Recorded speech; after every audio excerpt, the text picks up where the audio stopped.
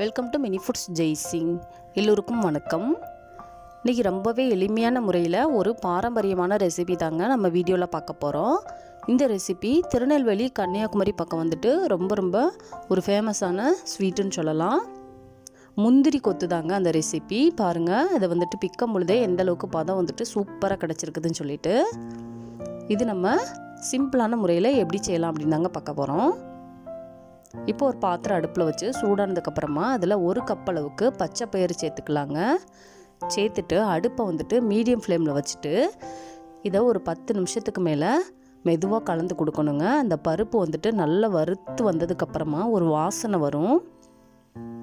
அந்தளவுக்கு வாசனை வர்ற வரைக்கும் நம்ம இதை வறுத்து எடுத்துக்கிறணும். இப்போ இதில் ஒரு 4 ஏலக்காய் வந்துட்டு சேர்த்துக்கிறேங்க. சேர்த்துட்டு இதை நல்லா வறுத்துக்கிறலாம். நல்லா வறுத்து எடுத்தாச்சு, நல்லா வாசனை வந்துருச்சுங்க. இதை வேறு ஒரு பாத்திரத்தில் மாற்றி நல்லா ஆற வச்சு எடுத்துக்கலாம்.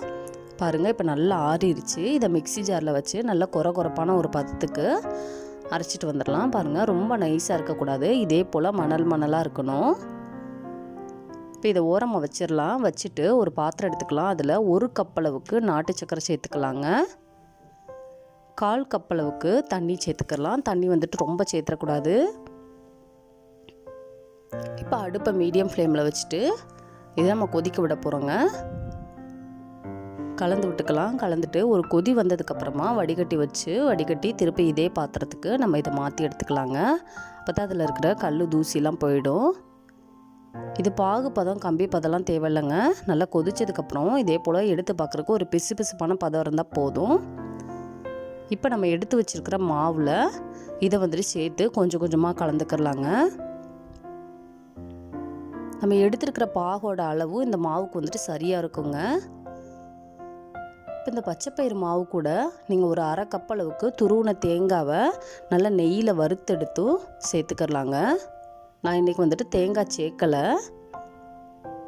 இந்த முந்திரி கொத்து வந்துட்டு நம்ம செஞ்சு வச்சோன்னா 1 மாதத்துக்கு கூட கெட்டு போகாது. இப்போ இது ஒரு கை பொறுக்கிற சூடு பதம் வந்ததுக்கப்புறமா நம்ம கையில் நெய் தடவிட்டு இதை ஒரு சின்ன உருண்டைகளாக உருட்டி வச்சுக்கலாங்க. நமக்கு தேவைப்படுற அளவுக்கு இதே போல் சின்ன உருண்டைகளாக உருட்டி வச்சுக்கலாம். குழந்தைங்களுக்கெல்லாம் இதே போல் செஞ்சு கொடுத்தா ரொம்பவே உடம்புக்கும் நல்லதுங்க. இப்போ இது நல்லா ஆற வச்சிடலாம் 1/2 மணி நேரத்துக்கு. இப்போ ஒரு பவுலில் ஒரு 1/2 கப் அளவுக்கு அரிசி மாவு, 2 டேபிள் ஸ்பூன் அளவுக்கு மைதா மாவு சேர்த்துக்கலாங்க. கொஞ்சமாக இதில் மஞ்சள் தூள் சேர்த்துக்கலாம். இப்போ இது எல்லாத்தையுமே நல்லா கலந்து விட்டுறலாங்க. உங்களுக்கு தேவைன்னா இதில் ஒரு 1/4 ஸ்பூனுக்கும் கம்மியான அளவுக்கு உப்பு சேர்த்துக்கலாங்க. இப்போ இதில் கொஞ்சமாக தண்ணி சேர்த்து இதே போல் கலந்து விட்டுக்கலாம். தோசை மாவோட கொஞ்சம் தண்ணியான பதத்துக்கு இருக்கிற மாதிரி கலந்து விட்டுக்கணுங்க. பாருங்கள், மாவு வந்துட்டு இந்த பதம் இருக்கணும்.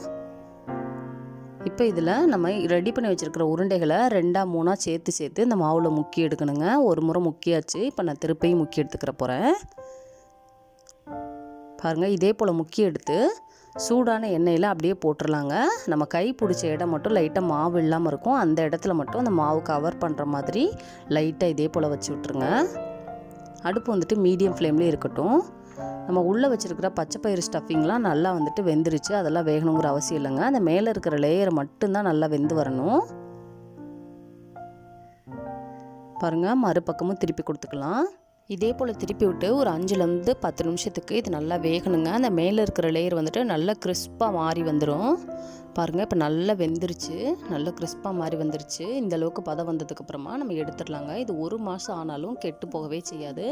நீங்கள் தேங்காய் வேணும்னா சேர்த்துக்கலாம், இல்லாட்டினா விட்டுறலாங்க. அவ்வளோதாங்க, சுட மொறுன்னு முந்திரி கொத்து ரெடி ஆகிடுச்சு. இந்த வீடியோ உங்களுக்கு பிடிச்சிச்சின்னா லைக் பண்ணுங்கள், கமெண்ட் பண்ணுங்கள், உங்கள் ஃப்ரெண்ட்ஸ் அண்ட் ஃபேமிலிஸ்க்கும் ஷேர் பண்ணுங்கள். தேங்க்ஸ் ஃபார் வாட்சிங்.